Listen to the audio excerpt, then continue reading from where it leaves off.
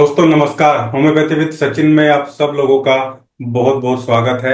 अगर आपके चेहरे पे भी डार्क स्पॉट या पिगमेंटेशन जैसी समस्या नजर आ रही है, खासकर फीमेल के, तो इसको टाइमली जो है ट्रीट करना जरूरी है। क्योंकि अगर ये थोड़ा बढ़ जाए और जो इम्बैलेंस की वजह से होता है, अगर वो मैनेज ना हो तो ये देखने में बहुत बुरा लगता है। और बहुत सारी क्रीम, बहुत सारे उपाय करके आप थक भी चुके होते हैं। तो उस चीज से समझने के लिए और उस चीज को ठीक करने के लिए आज बहुत ही अच्छी मेडिसिन आपको बताने वाला हूं, जिसका रिजल्ट बहुत बढ़िया होता है। लेकिन सबसे पहले इसके डीप में जाना जरूरी है, इसको समझना जरूरी है कि आखिर होता क्यों है। और अगर होने से पहले प्रिवेंट भी कर दिया जाए तो भी बहुत अच्छी चीज है, या वो फैक्टर मैनेज कर दिया जाए जिनकी वजह से मेलाज्मा जो है वो ज्यादातर देखने को मिलता है। तो एक्चुअली एक पिगमेंटेशन है जो आप देख रहे हैं। ये पिगमेंटेशन पूरे चेहरे पे हो सकता है, किसी स्पेसिफिक एरिया में भी हो सकता है। ज्यादातर हम देखते हैं कि ये हमें देखने को मिलता है चिक्स, गालों के आसपास के एरिया में, नाक वाले एरिया में, यहाँ और माथे पे भी कुछ लोगों को देखने को मिलता है। लेकिन कई बार ये बहुत बड़े जो एरिया है उसको भी कवर कर सकता है। हालांकि डिपेंड करता है पैच किस टाइप का है और जो स्थिति है वो कैसी बनी हुई है, यानी कि पिगमेंटेशन के टाइप पे भी चीजें जो है वो डिपेंड करती हैं। हमें देखना होगा कि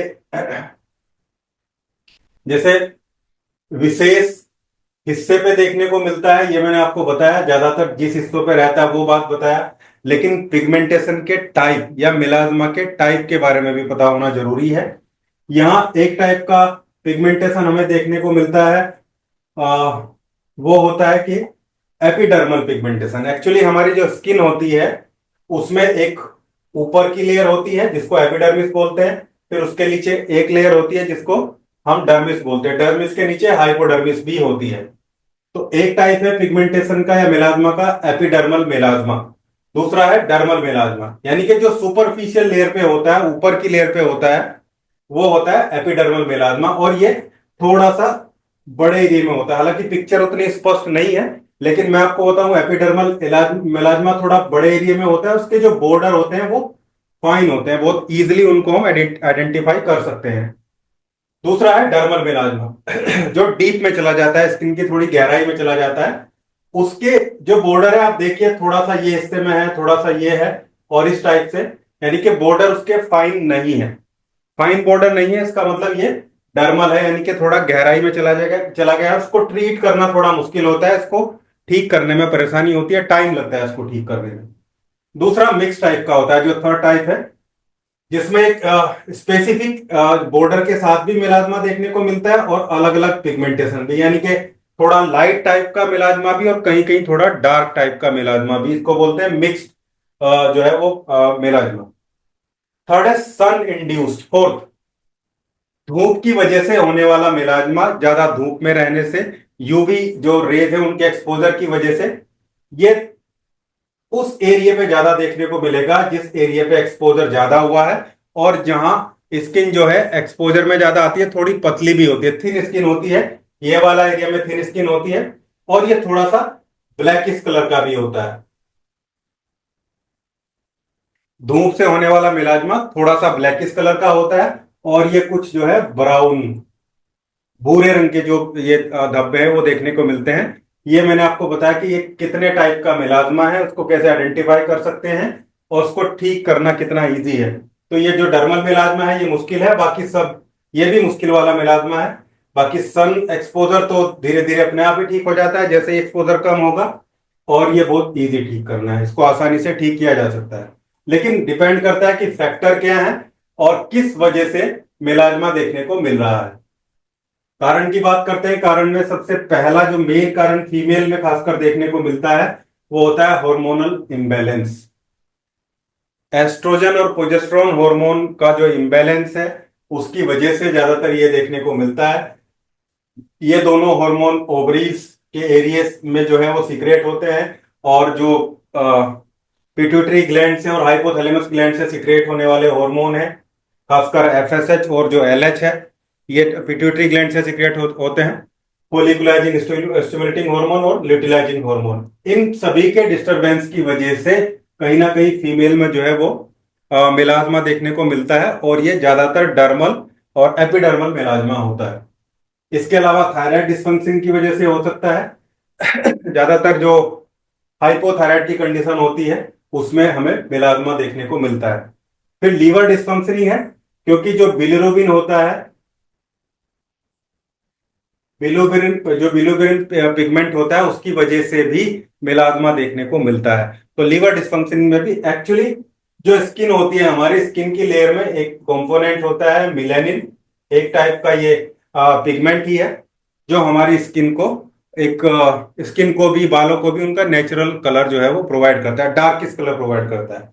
तो जिस एरिया में मेलाज्मा झाई होती है उस एरिया में ये इसका सिक्रेशन बढ़ जाता है।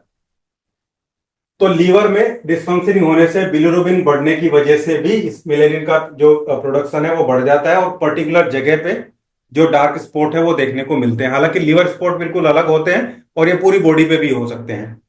इसके अलावा बॉडी हीट, यानी कि टॉक्सिक मटेरियल बॉडी में इकट्ठे हो जाने की वजह से भी मेलाज्मा चेहरे पे या चेहरे की कांति जो है चली जाती है। यूवी एक्सपोजर मैंने आपको बताया, सन की वजह से या सूरज जो सीधा उसकी यूवी रेज जो है वो स्किन पे पड़ती है, उसकी वजह से देखने को मिलता है। ये इसके कारण है। अब हम बात करते हैं कि इसको प्रिवेंट कैसे कर सकते हैं हम। भाई ना हो मेलाज्मा, इस सारी कंडीशन को भी मैनेज भी किया जा सकता है। सबसे पहले कि ये स्पेसिफिक चीजें यूज करें। सनस्क्रीन, सॉरी ये क्रीम है, सनस्क्रीन वगैरह को यूज करना चाहिए जो मॉइस्चराइजिंग प्रोवाइड करती हैं, एक्सपोजर से रोकती हैं, उसको यूज करें। बाहर निकले तो छाता वगैरह लेके लेके निकले। हार्मोनल इम्बैलेंस है, थायराइड वगैरह की प्रॉब्लम है तो उसको केयर करना चाहिए, लीवर का ध्यान रखना चाहिए। और स्पाइसी फूड, जो इंटरनल हीट है उससे बचें, बहुत स्पाइसी फूड फूड को अवॉइड करें, और ओवर एक्सर्शन से, ज्यादा खाने से भी बचें। और जितनी भी जो ऑयली मटेरियल है उसको हमें कंज्यूम करने से रोक देना चाहिए। बहुत हार्श कॉस्मेटिक का यूज नहीं करना है जिनमें बहुत ज्यादा केमिकल होते हैं, और केमिकल बेस्ड जो कॉस्मेटिक है वो भी इन चीजों को ज्यादा जो है बढ़ावा देते हैं। रेगुलर डिटॉक्स, ब्लड प्यूरिफिकेशन लगातार करते रहना चाहिए। ऐसे ड्रिंक्स पीते रहना चाहिए जिससे ब्लड साफ रहे।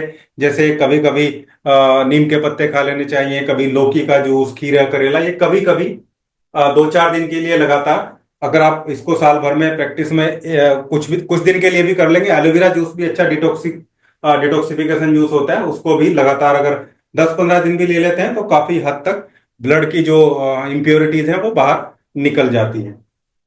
तो these are the prevention tip for melasma. अब हम आगे बढ़ते हैं।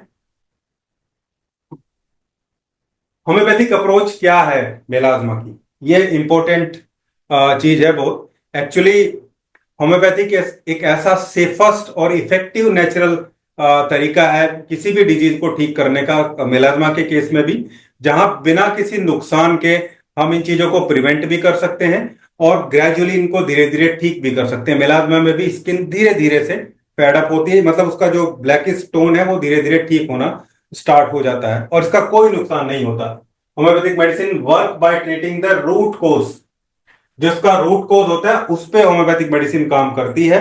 मतलब मिलेनिन का पिगमेंट ज्यादा ना हो, हार्मोनल इंबैलेंस है तो वो भी कंट्रोल हो, जो एक्चुअल में कारण है उस पे हम काम करते हैं ताकि ये दोबारा वापस ना आए, और प्रिवेंटिव मेथड अपनाए तो ये हमेशा के लिए ठीक होने की कंडीशन में आ जाए। ये हमारी मेडिसिन का बहुत इफेक्टिव जो अप्रोच है वो रहती है।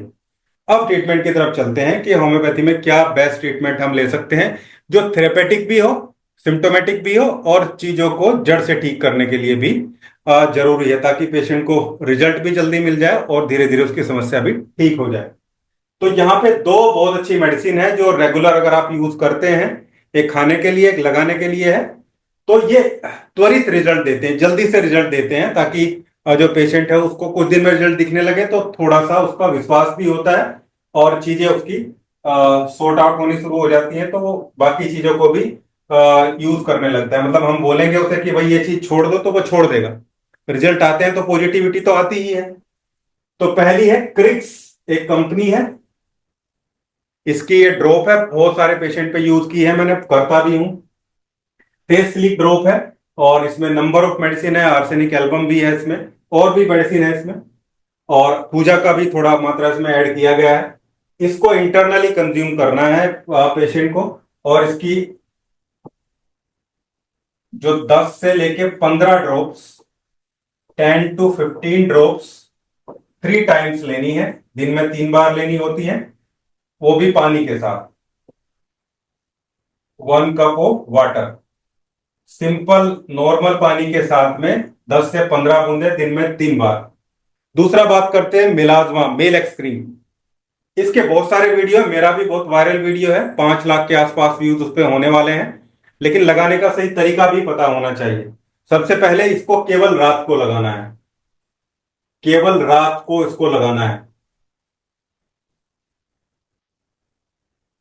इसको लगा के धूप में नहीं जाना है, क्योंकि क्रीम भी है तो धूल को भी अट्रैक्ट करती है। और दूसरा, इसमें जो बर्बेरिस एक्विफोलियम है उसका इफेक्ट भी रात को बहुत अच्छा आता है। दूसरा, जब रात को लगाएं तो चेहरे को साफ करें अच्छे से। नॉर्मल पानी के साथ भी साफ करेंगे तो चलेगा, और कोई नेचुरल फेस वॉश है तो उससे साफ कर लें। उसके बाद हल्का सा गुलाब जल लगाएं पूरे चेहरे पे। जब वो सूख जाए उसके बाद इस क्रीम को लगाना है, केवल रात को लगाना है। रात को लगाना है और सुबह सुबह जो है मुंह को धो लेना है। केवल पिगमेंट वाले एरिया पे नहीं, पूरे चेहरे पे इसको लगाना है। लेकिन तरीका वही जो मैंने आपको बताया, पहले चेहरे को साफ करिए अच्छे फेस वॉश से, फिर गुलाब जल लगाइए। जब सूख जाए फिर क्रीम को रात को लगा के सुबह को साफ कर देना है। सुबह भी इसको साफ करना जरूरी है। गुनगुने पानी से साफ करें तो ज्यादा अच्छा है, नहीं तो फेस वॉश से भी साफ कर सकते हैं।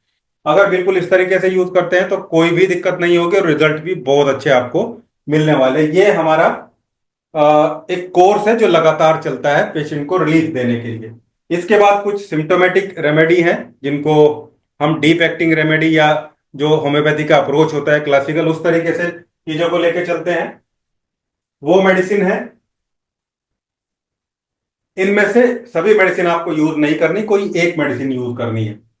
जैसे केवल फेशियल पिगमेंटेशन है, अगर केवल चेहरे पे झाइयां हैं और फीमेल है वो, तो फिर तो गजब की चीज है ये। जहां पे पिगमेंटेशन गालों पे है, फोरहेड पे है और नोज पे है, मतलब जहां पे पर्टिकुलर क्लासिकल सिम्टम दिखते हैं मेलाज्मा के, वही है। तो सीपिया को लेना है, जो सीपिया 200 पोटेंसी को लेना है। और इसकी भी हमें,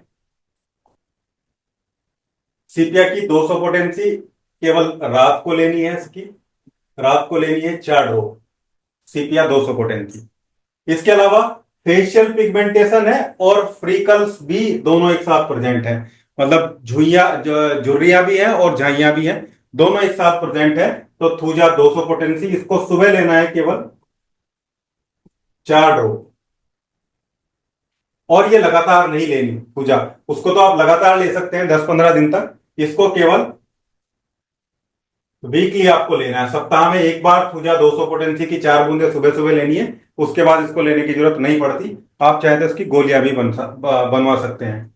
वहीं अगर फीमेल पेशेंट है, उसको कुछ मेंस्ट्रुअल इरेगुलरिटीज है, तो पल्सेटिला बहुत बढ़िया रेमेडी है। उन दोनों मेडिसिन के साथ में, वो तो चलानी ही है।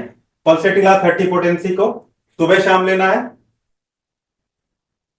सुबह शाम 2-2 ड्रॉप सीधा जीभ पे डाल लेंगे। ये पल्सेटिला लेने का तरीका है। इसके बाद अगर सन एक्सपोजर से झाइयां हुई हैं, सन एक्सपोजर की वजह से झाइयां हुई हैं, तो वो दोनों मेडिसिन तो लेनी ही है। और उसके साथ में आपको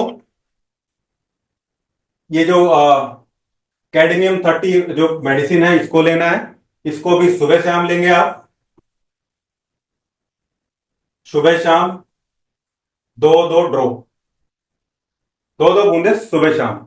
बाकी वो जो पहले वाली मेडिसिन है वो एज इट इज चलनी है। इन चारों में से कोई एक मेडिसिन जो भी आपको सुटेबल लगती है, जो भी आपके सिम्टम के साथ मैच होती है। ज्यादातर केस में, 90% से ऊपर केसेस में इन मेडिसिन से ही जो मेलाज्मा है वो ठीक हो जाता है। मतलब या तो ये तो मेडिसिन लगातार दोनों चलनी है, और इसके बाद इन चारों में से कोई एक मेडिसिन। ये था हमारा आज का वीडियो। मेलाज्मा क्या होता है, उसके कितने टाइप होते हैं, उसको कैसे प्रिवेंट कर सकते हैं, उसकी बेस्ट होम्योपैथिक ट्रीटमेंट क्या हो सकता है। उम्मीद करता हूं वीडियो आप लोगों को अच्छी लगी होगी। वीडियो अच्छी लगे तो लाइक करिएगा, शेयर करिएगा और चैनल को सब्सक्राइब जरूर करिएगा। Thank you.